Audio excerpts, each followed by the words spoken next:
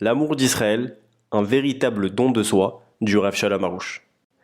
Cette brochure ne contient pas d'idées personnelles nouvelles, mais émane directement de Rabbi Shimon Bar Yochai, surnommé Rashbi, et du mérite des âmes saintes qui, dans un tourbillon, ont regagné le ciel à Lag BaOmer cette année 2021, 5781. En cette nuit dramatique, alors que tout notre peuple était encore sous le choc et que les corps de ces saints gisaient sous nos yeux, j'ai prié du fond du cœur dans la grotte de Rashbi et Hachem m'a inspiré comme message général de la terrible tempête qui s'était abattue sur nous les mots suivants. L'amour d'Israël avec abnégation. Puisse ce message élever les âmes des victimes et notamment celles du plus âgé d'entre eux, mon cher élève Rav Moshe Simchat Sarfati, que son mérite nous protège, qui était particulièrement attaché à Rabbi Shimon Bar Yochai et se distinguait par son amour exceptionnel de tout juif. Au cours des dernières années, et notamment de ces derniers jours, il répétait sans cesse ces paroles de Rabbi Shimon dans la Hydra. Tout notre objectif est d'être unis par l'amour. Puissions-nous avoir le mérite de réellement multiplier cet amour. Israël était plongé dans un sommeil si profond qu'au départ, il ne prêta pas plus attention aux violents coups tapés à sa porte qu'à l'envahissante odeur de brûlé. Mais les tambourinements se firent si insistants qu'il se réveilla bientôt en sursaut. Sa première pensée fut que l'intrus devait être quelqu'un de violent venu régler ses comptes avec lui, et tandis que les coups devenaient de plus en plus menaçants, sa terreur ne faisait que croître.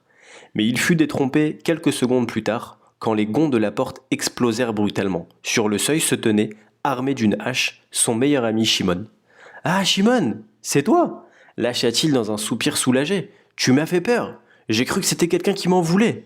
Mais en te voyant, je suis rassuré. Tu n'as certainement rien contre moi et avais donc une bonne raison de démolir ma porte.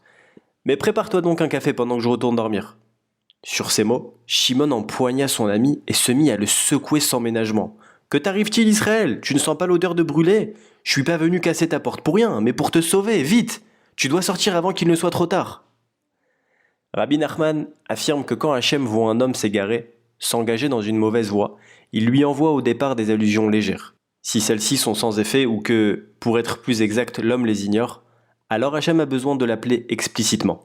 Et lorsque même ces appels sont ignorés, Hachem est obligé de frapper cet homme pour qu'il revienne dans la voie de la sagesse et de la vie. À Lag BaOmer, cette année 5781-2021, nous avons tous encaissé un très gros coup.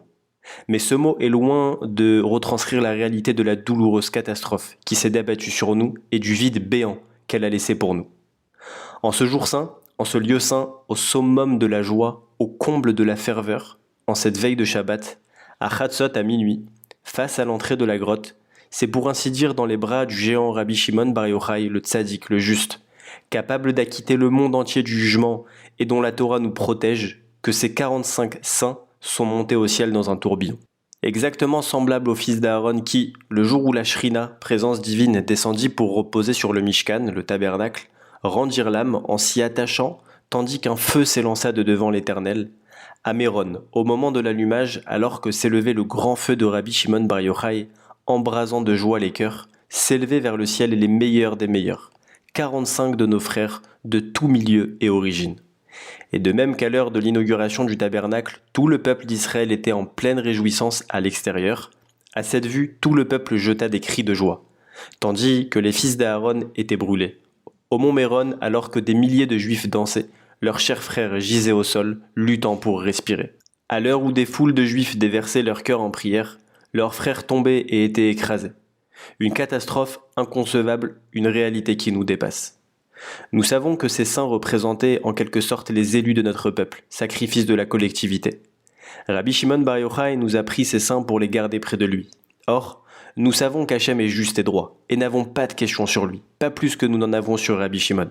Et si, à Dieu ne plaise, elle se pose, on doit avant tout renforcer notre émouna, car la foi que Dieu est bon et ne fait que le bien est immuable. Cela dit, dans la émouna, il existe 3 niveaux, que je détaille dans mon livre Le Jardin de la foi. Le premier est celui de croire que c'est la volonté d'Hachem, sans chercher des coupables ou imputer les faits à une autre cause. Le deuxième niveau est de croire que tout est pour le bien. Nous n'avons aucun moyen de voir le bien ni a fortiori de le ressentir. Mais en dépit de l'immense difficulté, nous avons la certitude absolue qu'il existe des comptes divins que nous ne comprenons pas et qu'à un certain niveau, tout est bien et le mal n'existe pas. Cependant, la foi que tout est pour le bien, seule, ne suffit pas. Il n'est pas suffisant de croire qu'Hachem est juste et droit, Mais nous devons obligatoirement progresser vers le troisième niveau d'Emouna. Chercher ce qu'Hachem veut de nous, quel est le message qu'il veut nous transmettre. Car tout événement individuel ou collectif recèle des allusions célestes, des appels d'Hachem à se rapprocher de lui et à se repentir. Et ce qui nous est arrivé, en l'occurrence, n'est pas une allusion légère, mais un appel d'urgence destiné à nous tous pour que nous nous sauvions. Il y a ici un cri du Créateur, exactement comme celui qui casse la porte de son ami pour l'arracher à un terrible incendie. Si nous renforçons notre foi que tout est pour le bien, mais ne parvenons pas à des conclusions, ne cherchons pas ce qu'Hachem veut de nous, nous n'avons pas du tout compris le message. Nous sommes passés à côté de l'essentiel. Celui qui dit « tout est pour le bien ». Nous espérons que vous avez apprécié cet aperçu. Pour continuer à écouter ce livre audio sur Google Play Livres, utilisez le lien dans la description de la vidéo.